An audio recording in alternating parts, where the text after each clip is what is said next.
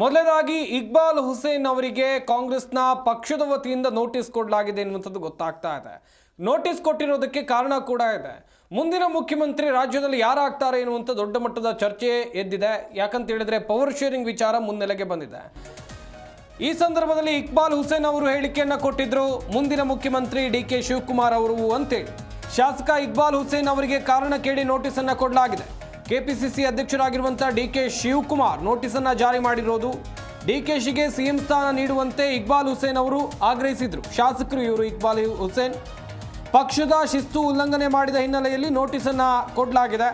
1 ವಾರದಲ್ಲಿ ಉತ್ತರ ನೀಡುವಂತೆ ಸೂಚನೆಯನ್ನು ಕೊಡಲಾಗಿದೆ. ಮಾಧ್ಯಮಗಳಲ್ಲಿ ಮುಖ್ಯಮಂತ್ರಿ ಬದಲಾವಣೆ ಬಗ್ಗೆ ಗೊಂದಲ ಹಾಗೂ ಮುಜುಗರ ಉಂಟು ಮಾಡುವಂಥ ಹೇಳಿಕೆಯನ್ನ ಇಕ್ಬಾಲ್ ಹುಸೇನ್ ಅವರೇ ನೀವು ಕೊಟ್ಟಿದ್ದೀರಿ. ನೀವು ಕೊಟ್ಟಂಥ ಹೇಳಿಕೆಗೆ ಕಾರಣ ಏನು? ನೀವು ಯಾವ ಅರ್ಥದಲ್ಲಿ ಈ ಹೇಳಿಕೆಯನ್ನು ಕೊಟ್ರಿ? ಇದಕ್ಕೆ ಸೂಕ್ತ ಕಾರಣಗಳೊಂದಿಗೆ ಉತ್ತರಿಸಬೇಕು ಅಂತೇಳಿ ಕೆಪಿಸಿಸಿ ಅಧ್ಯಕ್ಷರಾಗಿರುವಂಥ ಡಿ.ಕೆ. ಶಿವಕುಮಾರ್ ಅವರು ಇಕ್ಬಾಲ್ ಹುಸೇನ್ ಅವರಿಗೆ, ಶಾಸಕರಾಗಿರುವಂಥ ಇಕ್ಬಾಲ್ ಹುಸೇನ್ ಅವರಿಗೆ ನೋಟಿಸನ್ನು ಕೊಟ್ಟಿರೋದು. ಪವರ್ ಶೇರಿಂಗ್ ವಿಚಾರಕ್ಕೆ ಸಂಬಂಧಿಸಿದಂತೆ ದೊಡ್ಡ ಮಟ್ಟದಲ್ಲಿ ಚರ್ಚೆ ಆಗ್ತಾ ಇದ್ದಂಥ ಸಂದರ್ಭದಲ್ಲಿ ಒಂದು ಕಡೆಯಲ್ಲಿ ಸೆಪ್ಟೆಂಬರ್ ಕ್ರಾಂತಿ, ಇನ್ನೊಂದು ಕಡೆಯಲ್ಲಿ ಪವರ್ ಶೇರಿಂಗ್ ವಿಚಾರ, ಹೀಗೆ ದೊಡ್ಡ ಮಟ್ಟದಲ್ಲಿ ರಾಜ್ಯ ಕಾಂಗ್ರೆಸ್ನಲ್ಲಿ ಚರ್ಚೆ ಆಗ್ತಾ ಇರುವಂಥ ಸಂದರ್ಭದಲ್ಲೇ ಇಕ್ಬಾಲ್ ಹುಸೇನ್ ಅವರನ್ನು ಮಾಧ್ಯಮದವರು ಪ್ರಶ್ನೆ ಮಾಡಿದಂಥ ಸಂದರ್ಭದಲ್ಲಿ ಮುಂದಿನ 2.5 ವರ್ಷ ಮುಖ್ಯಮಂತ್ರಿಯಾಗಿ ಡಿ.ಕೆ. ಶಿವಕುಮಾರ್ ಅವರು ಇರ್ತಾರೆ, ಅದಕ್ಕೆ ನಮ್ಮ ಬೆಂಬಲ ಇದೆ ಎನ್ನುವುದಾಗಿ ಹೇಳಿಕೆಯನ್ನು ಕೊಟ್ಟಿದ್ರು. ಸಂಪತ್ತಿನ್ನು ಡಿಕೆ ಪರ ಬ್ಯಾಟ್ ಬೀಸಿದಂತಹ ಇಕ್ಬಾಲ್ ಹುಸೇನ್ಗೆ ಶಾಕ್ ಅಂತಾನೆ ಹೇಳಬಹುದು. ಕಾಂಗ್ರೆಸ್ನಲ್ಲಿ 100ಕ್ಕೂ ಹೆಚ್ಚು ಶಾಸಕರು ಬದಲಾವಣೆಯನ್ನ ಬಯಸ್ತಾ ಇದ್ದಾರೆ. ಹಾಗಾಗಿ ಪಕ್ಷವನ್ನ ಯಶಸ್ವಿಯಾಗಿ ನಡೆಸೋದಕ್ಕೆ ಡಿ.ಕೆ. ಶಿವಕುಮಾರ್ ಅವರನ್ನ ಸಿಎಂ ಮಾಡಿ ಅಂತ ಮಾಧ್ಯಮಗಳ ಮುಂದೆ ಬಹಿರಂಗವಾಗಿ ಹೇಳಿಕೆಯನ್ನ ಕೊಟ್ಟಿದ್ರು. ಹಾಗಾಗಿ ಈ ಹೇಳಿಕೆ ಇರುಸುಮುರುಸು ಉಂಟು ಮಾಡಿದೆ ಅಂತ ಇದೀಗ ಡಿಸಿಎಂ ಡಿ.ಕೆ. ಶಿವಕುಮಾರ್ ಅವರೇ ಇವರ ವಿರುದ್ಧ ನೋಟಿಸ್ ಅನ್ನ ಜಾರಿ ಮಾಡಿದ್ದಾರೆ. ಕೆಪಿಸಿಸಿ ಅಧ್ಯಕ್ಷ ಡಿ.ಕೆ. ಶಿವಕುಮಾರ್ ಅವರೇ ನೋಟಿಸ್ ಅನ್ನು ಜಾರಿ ಮಾಡಿರುವಂತದ್ದು. ಡಿ.ಕೆ.ಶಿಗೆ ಸಿಎಂ ಸ್ಥಾನ ನೀಡುವಂತೆ ಇಕ್ಬಾಲ್ ಆಗ್ರಹಿಸಿದ್ರು. ಮಾಧ್ಯಮಗಳ ಮುಂದೆ ಬಹಿರಂಗವಾಗಿ ಹೇಳಿಕೆಯನ್ನ ಕೊಟ್ಟಿದ್ರು. ಹಾಗಾಗಿ ಬಹಿರಂಗ ಹೇಳಿಕೆಗಳಿಂದ ಪಕ್ಷಕ್ಕೆ ಮುಜುಗರ ಉಂಟಾಗಿದೆ. ಅದರ ಹಿನ್ನೆಲೆಯಲ್ಲಿ ಪಕ್ಷದ ಶಿಸ್ತು ಉಲ್ಲಂಘನೆ ಮಾಡಿದಂತಹ ಹಿನ್ನೆಲೆ ನೋಟಿಸ್ ಅನ್ನ ಇದೀಗ ಇಕ್ಬಾಲ್ ಅವರಿಗೆ ಜಾರಿ ಮಾಡಲಾಗಿದೆ. ಇನ್ನು 1 ವಾರದಲ್ಲಿ ಉತ್ತರ ನೀಡುವಂತೆ ಸೂಚನೆಯನ್ನು ಕೂಡ ನೀಡಿದ್ದಾರೆ. ಈ ಬಗ್ಗೆ ಇನ್ನಷ್ಟು ಮಾಹಿತಿಯನ್ನು ಕೊಡ್ತಾರೆ ನಮ್ಮ ಪ್ರತಿನಿಧಿ ರಾಜಪ್ಪ ಸುತ್ತೂರು ದೂರವಾಣಿ ಸಂಪರ್ಕದಲ್ಲಿ ಜಾಯ್ನ್ ಆಗ್ತಾ ಇದ್ದಾರೆ. ರಾಜಪ್ಪ, ಶಾಸಕ ಇಕ್ಬಾಲ್ ಹುಸೇನ್ಗೆ ಕಾರಣ ಕೇಳಿ ನೋಟಿಸ್ ಅನ್ನು ಕೊಡಲಾಗಿದೆ. ಪವರ್ ಶೇರಿಂಗ್ ಜಟಾಪಟಿ ನಡುವೆ, ಒಂದಷ್ಟು ಸೆಪ್ಟೆಂಬರ್ ಕ್ರಾಂತಿ ನಡುವೆ ಇಕ್ಬಾಲ್ ಹುಸೇನ್ ಕೊಟ್ಟಂತ ಹೇಳಿಕೆಯು ಕೂಡ ದೊಡ್ಡ ಮಟ್ಟದಲ್ಲಿ ಚರ್ಚೆ ಕಾರಣವಾಗಿತ್ತು. ನೋಟಿಸ್ನಲ್ಲಿ ಉಲ್ಲೇಖ ಆಗಿರುವಂತ ಅಂಶಗಳೇನೇನು? ಸಂಪತ್, ಈ ಒಂದು ಡಿಸಿಎಂ ಡಿ.ಕೆ. ಶಿವಕುಮಾರ್ ಅವರ ಒಂದು ಏನು ಕೆಪಿಸಿ ಅಧ್ಯಕ್ಷರಾಗಿ ಅವರು ಸಾಕಷ್ಟು ಕೆಲಸವನ್ನ ಮಾಡಿದ್ದಾರೆ, ಪಕ್ಷಕ್ಕಾಗಿ ಸಾಕಷ್ಟು ದುಡಿದಿದ್ದಾರೆ. ಈ ಬಾರಿ ಪಕ್ಷ ಅಧಿಕಾರಕ್ಕೆ ಬರಬೇಕಾದ್ರೆ ಅವರು ಸಹ ಪ್ರಮುಖ ಕಾರಣವಾಗಿರೋ ಕಾರಣಕ್ಕೋಸ್ಕರ ಸಿದ್ದರಾಮಯ್ಯನವರು ಇವ್ರಿಗೆ ಅಧಿಕಾರವನ್ನ ಬಿಟ್ಕೊಡ್ಬೇಕು. ಆ ಒಂದು ಕಾರಣಕ್ಕೋಸ್ಕರ ನವೆಂಬರ್ ಡಿಸೆಂಬರ್ ನಲ್ಲಿ ಕ್ರಾಂತಿ ಆಗುತ್ತೆ ಅಂತ ರಾಜಣ್ಣ ಹೇಳಿಕೆ ಕೊಟ್ಟರು. ಆ ರಾಜಣ್ಣ ಹೇಳಿಕೆಯನ್ನು ಆಧಾರವಾಗಿ ಇಟ್ಕೊಂಡು ಇಕ್ಬಾಲ್ ಹುಸೇನ್ ಹೇಳಿಕೆ ಕೊಟ್ಟಿದ್ದಾರೆ. ಹಾಗಾಗಿ ನವೆಂಬರ್ ಡಿಸೆಂಬರ್ ವೇಳೆಗೆ ಪವರ್ ಶೇರಿಂಗ್ ಆಗುತ್ತೆ. ಸಿದ್ದರಾಮಯ್ಯನವರು ಡಿಸಿಎಂ ಡಿ.ಕೆ. ಶಿವಕುಮಾರ್ ಅಧಿಕಾರ ಬಿಟ್ಕೊಡ್ತಾರೆ. ಡಿಸಿಎಂ ಡಿ.ಕೆ. ಶಿವಕುಮಾರ್ ಅವರು ಡಿಸೆಂಬರ್ ವೇಳೆಗೆ ಮುಖ್ಯಮಂತ್ರಿ ಆಗ್ತಾರೆ ಅಂತ ಹೇಳಿಕೆಯನ್ನ ಇಕ್ಬಾಲ್ ಹುಸೇನ್ ಕೊಟ್ಟಿದ್ರು. ಆ ಒಂದು ವಿಚಾರದಲ್ಲಿ ಸಾಕಷ್ಟು ಚರ್ಚೆಗೆ ಕಾರಣವಾಗಿತ್ತು. ಅದಾದ ನಂತರ ಬೇರೆ ಬೇರೆ ಶಾಸಕರು ಇನ್ಕ್ಲೂಡಿಂಗ್ ಬಾಲಕೃಷ್ಣ ಇರ್ಬೋದು, ಮಾಗಡಿ ಬಾಲಕೃಷ್ಣ ಇರ್ಬೋದು, ಅದೇ ರೀತಿ ಚನ್ನಗಿರಿಯ ಶಾಸಕ ಶಿವಗಂಗಾ ಬಸವರಾಜ್ ಸಹ ಇದೇ ಒಂದು ಹೇಳಿಕೆಯನ್ನು ಕೊಟ್ಟಿದ್ರು ಮತ್ತು ಕೆಲ ಶಾಸಕರು ಅದೇ ಅಭಿಪ್ರಾಯವನ್ನು ವ್ಯಕ್ತಪಡಿಸಿದ್ರು. ಆದ್ರೆ ನೇರವಾಗಿ ಇಕ್ಬಾಲ್ ಹುಸೇನ್ ಅವರು ಸರ್ಕಾರಕ್ಕೆ ಅಥವಾ ಪಕ್ಷಕ್ಕೆ ಸವಾಲೊಡ್ಡುವ ರೀತಿ ಮಾತುಕತೆ ಮಾಡಿದ್ರು. ಅದರಲ್ಲಿ ಡಿಸೆಂಬರ್ಗೆ ಮುಖ್ಯಮಂತ್ರಿ ಆಗ್ತಾರೆ ಡಿಸಿಎಂ ಶಿವಕುಮಾರ್ ಅವರು, ಸಿದ್ದರಾಮಯ್ಯ ಅಧಿಕಾರ ಬಿಟ್ಟುಕೊಡ್ತಾರೆ. ಆ ಕಾರಣಕ್ಕೋಸ್ಕರ ಇವೆಲ್ಲ ಬೆಳವಣಿಗೆ ಆಗ್ತದೆ ಅಂತ ಅನ್ನೋದನ್ನ ನೇರವಾಗಿ ಹೇಳುವ ಮೂಲಕ ಪಕ್ಷಕ್ಕೆ ಮತ್ತು ಸರ್ಕಾರಕ್ಕೆ ಮುಜುಗರ ಉಂಟು ಮಾಡೋ ಒಂದು ಕೆಲಸವನ್ನು ಮಾಡಿದ್ರು. ಆ ಒಂದು ಹಿನ್ನೆಲೆಯಲ್ಲಿ ಇಂದು ಡಿಸಿಎಂ ಡಿ.ಕೆ. ಶಿವಕುಮಾರ್ ಅವ್ರನ್ನ ಮಾಧ್ಯಮಗಳು ಪ್ರಶ್ನೆ ಮಾಡೋ ಸಂದರ್ಭದಲ್ಲಿ ಯಾರು ಸಹ ಹೇಳಿಕೆಯನ್ನು ಕೊಡಬಾರ್ದು, ಒಂದು ಹೇಳಿಕೆ ಕೊಟ್ಟಿದ್ದೆ ಅದರಲ್ಲಿ ಅವ್ರ ವಿರುದ್ಧ ಶಿಸ್ತು ಕ್ರಮವನ್ನು ಕೈಗೊಳ್ತೇವೆ ಅಂತ ಹೇಳಿ, ಏನು ಶಿಸ್ತು ಕ್ರಮ ಅಂತಂದ್ರೆ ನೋಟಿಸ್ ಕೊಡ್ತೇನೆ ಅಂತ ಹೇಳಿದ್ದಾರೆ. ಈಗ ಕಾರಣ ಕೇಳಿ ನೋಟಿಸ್ ಅನ್ನು ಕೊಟ್ಟಿದ್ದು, ಶಿಸ್ತು ಸಮಿತಿಯಿಂದ ನೋಟಿಸ್ ಕೊಟ್ಟಿಲ್ಲ. ವಿಚಿತ್ರ ಅಂತಂದ್ರೆ ಶಿಸ್ತು ಸಮಿತಿ ರಹಮಾನ್ ಖಾನ್ ನೇತೃತ್ವದಲ್ಲಿ ಶಿಸ್ತು ಸಮಿತಿ ಇದೆ.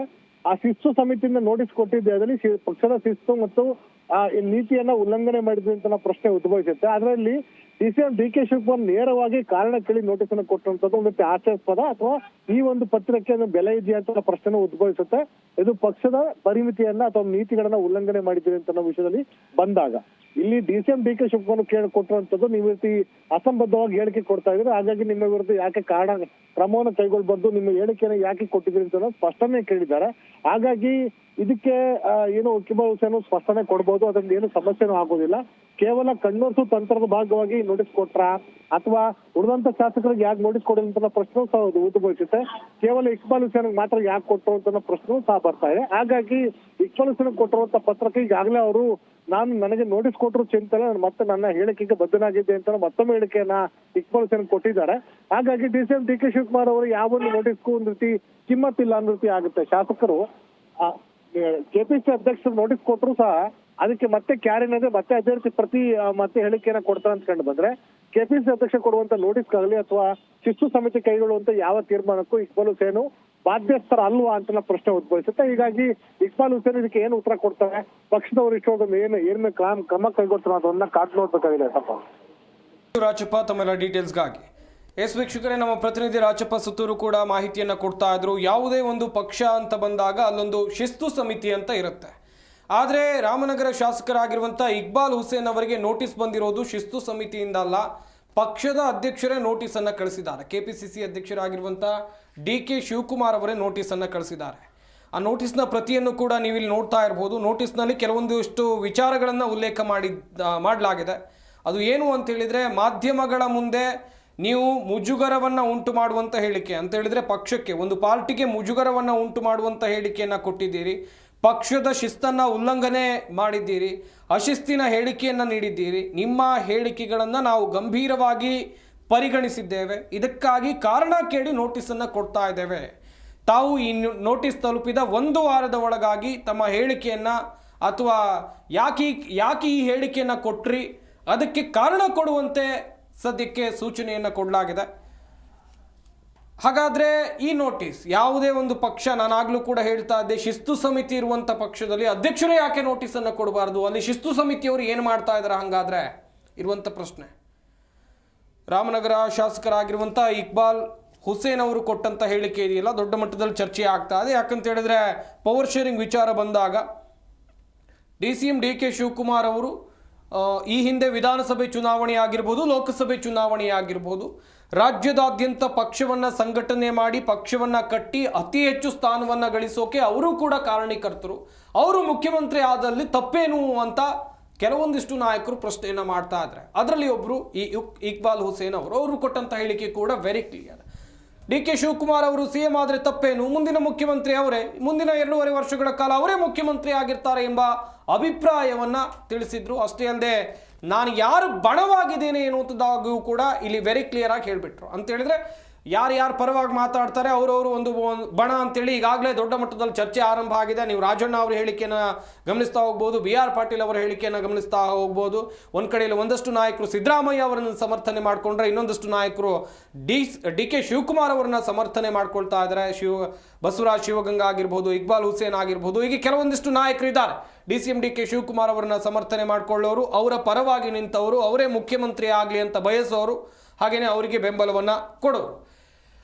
ಹೀಗೆ ಬಣ ರಾಜಕೀಯ ಕಂಟಿನ್ಯೂ ಆಗ್ತಾ ಇರೋಂಥ ಸಂದರ್ಭದಲ್ಲಿ ಸೆಪ್ಟೆಂಬರ್ ಕ್ರಾಂತಿಯ ವಿಚಾರ ಮುನ್ನೆಲೆಗೆ ಬಂದಲ್ಲಿ ಅಥವಾ ಪವರ್ ಶೇರಿಂಗ್ ವಿಚಾರ ಮತ್ತೆ ರಾಜ್ಯ ರಾಜಕೀಯದಲ್ಲಿ ಮುನ್ನೆಲೆಗೆ ಬಂದಂಥ ಹೇಳಿಕೆಗಳು ದೊಡ್ಡ ಮಟ್ಟದಲ್ಲಿ ಚರ್ಚೆಗೆ ಕಾರಣವಾಗ್ತಾ ಇದೆ.